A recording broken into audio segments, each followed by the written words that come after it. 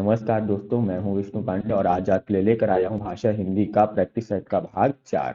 जैसा कि आप सभी को पता है कि सीजी टेट, सीजी पीयून और शिक्षक भर्ती परीक्षा बहुत ही जल्द प्रारंभ होने वाली है और अब यह समय है अभ्यास करने का। तो इसी के अंतर्गत हम आपके लिए लेकर आए हैं प्रैक्टिस सेट।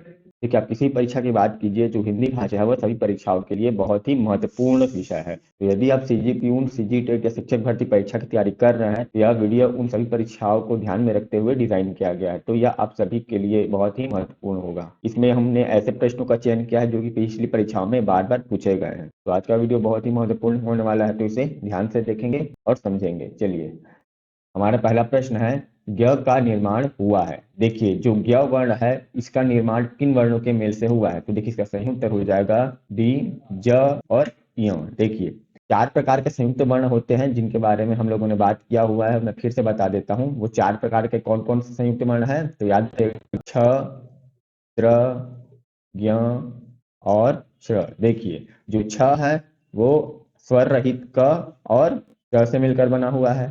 जो त्र है वो स्वर रहित त और र से मिलकर बना है। जो ज्ञ है वह स्वर रहित ज और य से मिलकर बना है। और जो श्र है वह स्वर रहित च और र से मिलकर बना है। इस बात को याद रखिएगा। तो देखिए, ज्ञ किससे बना है? स्वर रहित ज। तो देखिए, इसमें से देखिए स्वर रहित ज कौन सा है? ये नहीं है, ये भी नहीं है, ये भी नहीं है, ये है। और इसमें फिर य है। देखिए, य तो पूरा है, इसमें स्वर भी है। तो यहाँ पे क्या किया है? स्वर रहित पहले लिख दिया, फिर स्वर को अलग से लिख दिया है। तो है यही चीज, इसे लिखने का तरीका चेंज कर दिया है। तो इसका सही उत्तर क्या हो जाएगा? डी, ज, य। और इनके मेल से ज्ञ का निर्माण हुआ है। चलिए, अगला प्रश्न देखते हैं। निम्नलिखित में से कौन सा वाक्य शुद्ध है? देखिए, इसका सही उत्तर क्या हो जाएगा? इसका सही उत्तर हो जाएगा डी, वह महल पीले पत्थरों से है। बाकी के ऑप्शन भी चेक कर लेते हैं। देखिए, उसने प्राण की बाजी लगा दी। देखिए, प्राण की बाजी नहीं होता, प्राणों की बाजी लगा दी। दहेज की लेन देन बहुत बुरी रिवाज है। दहेज का लेन देन बहुत बुरा रिवाज है, इस तरीके से होगा। एक फूलों की माला ले आइए। नहीं, फूलों की एक माला ले आइए, इस तरीके से होगा। तो इस तरीके से बाकी के हमारे वाक्य क्या है? अशुद्ध है और डी हमारा शुद्ध है। चलिए, अगला प्रश्न देखते हैं। निम्न में से शुद्ध वाक्य बताइए। देखिए, इसमें भी शुद्ध वाक्य बताना है। कौन सा हो जाएगा? पढ़िए। 3 नगरों का नाम बताइए। नहीं, 3 नगरों का नहीं, 3 नगरों के होता है, क्योंकि यह बहुवचन है, तो यह गलत हो गया। 3 नगरों के नाम बताइए। देखिए, ये बिल्कुल सही लग रहा है, यह हमारा सही उत्तर हो जाएगा। बाकी भी देख लेते हैं। 3 नगर का नाम बताइए। देखिए, 3 एक से ज्यादा नगर है, तो यहाँ पे नगर नहीं नगर होना चाहिए। वैसे ही यहाँ भी देखिए, नगर नहीं नगर होना चाहिए, तो इसलिए ये दोनों भी गलत हो गया। तो इस तरीके से आप देख सकते हैं। चलिए, अगला प्रश्न देखते हैं। निम्न में से द्विगुणित व्यंजन कौन से है? देखिए, द्विगुणित व्यंजन कौन कौन से होते हैं? इसका पहले सही उत्तर बता देता हूँ। इसका सही उत्तर हो जाएगा डी, कोई नहीं।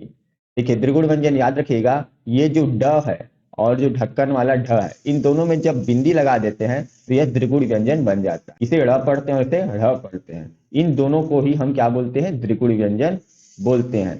याद रखिएगा इस बात को। तो यहाँ पर देखिए, यहाँ पर तो ड और ढ दिया है, बिंदी अगर लगा होता तो वे द्विगुण व्यंजन हो जाते। ये ऐसा कुछ नहीं है, इसलिए इनमें से कोई नहीं है।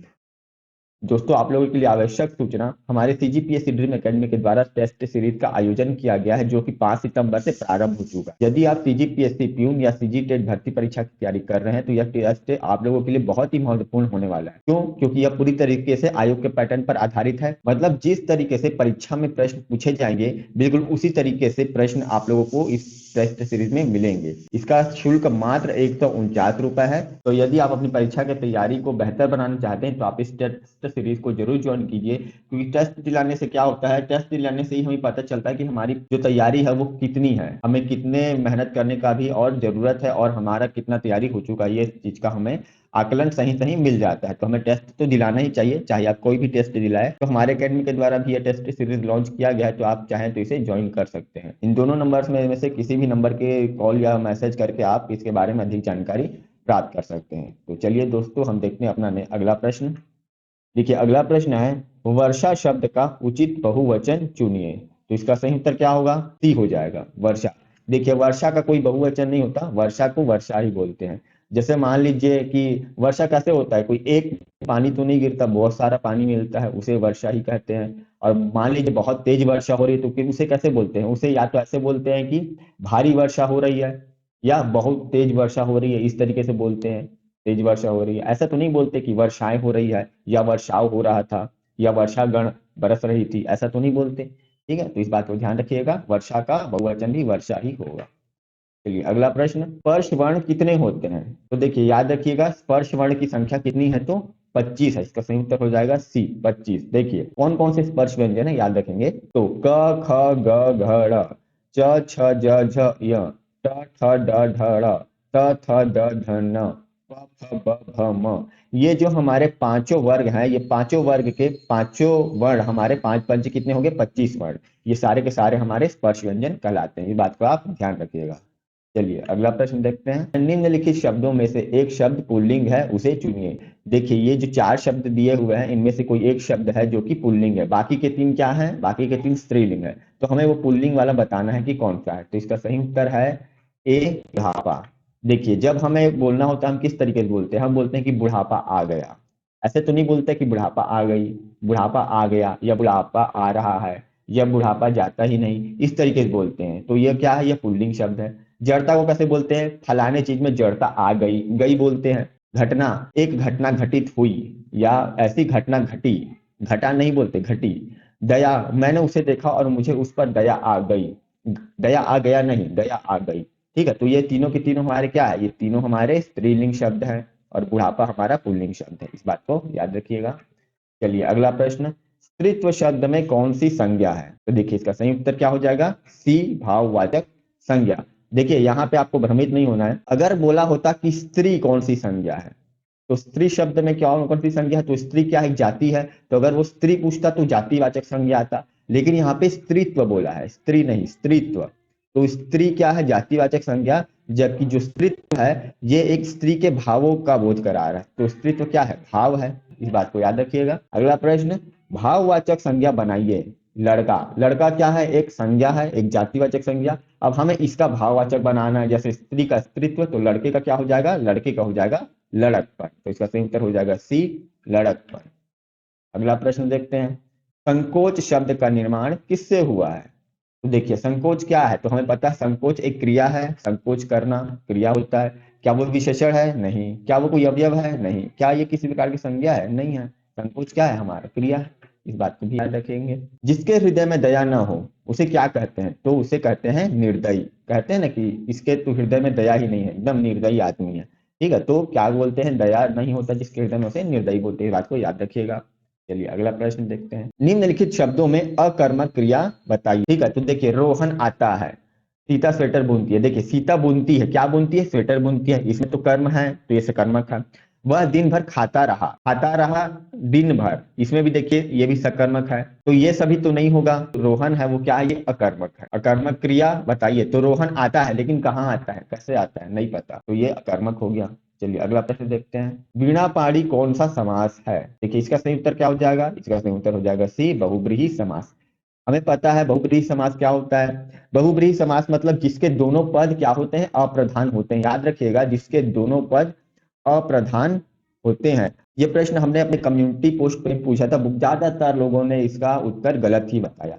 जिसके दोनों पद अप्रधान होते हैं, याद रखिएगा, उसे बहुब्रीहि बोलते हैं। और जिस दोनों पद प्रधान होते हैं उसे द्वंद्व समास बोलते हैं, इस बात को याद रखिए, दोनों में फर्क समझिएगा। ठीक है, बहुब्रीहि समास में दोनों पद अप्रधान होते हैं और कोई तीसरा पद होता है जो कि क्या होता है? हमारा प्रधान होता है। तो यहाँ पे हम देख सकते हैं वीणा पाड़ी में ना तो वीणा यहाँ पे प्रधान है ना पाड़ी प्रधान है, ये एक तीसरे अर्थ की ओर इशारा कर रहा है। हमें पता है वीणा पाड़ी किसे कहते हैं? तो सरस्वती माता को बोलते हैं। तो इसलिए इसका सही उत्तर क्या हो जाएगा? तो इसका सही उत्तर हो जाएगा बहुब्रीहि समास। ये तीसरे अर्थ की ओर इशारा कर रहा है जो कि क्या है? प्रधान है। तो इस तरीके से आप चुनाव कर सकते हैं सही समास का।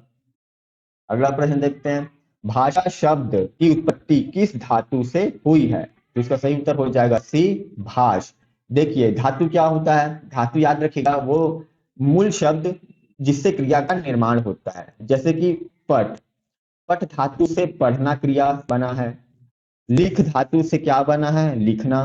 तो इस तरीके से क्या है? पढ़ना का जैसे मूल शब्द है पट, तो ये पट धातु से बना। उसी तरह से भाषा शब्द की उत्पत्ति किससे हुई है? तो इसकी उत्पत्ति हुई है भाष शब्द से। तो भाष क्या है? भाषा शब्द का धातु है।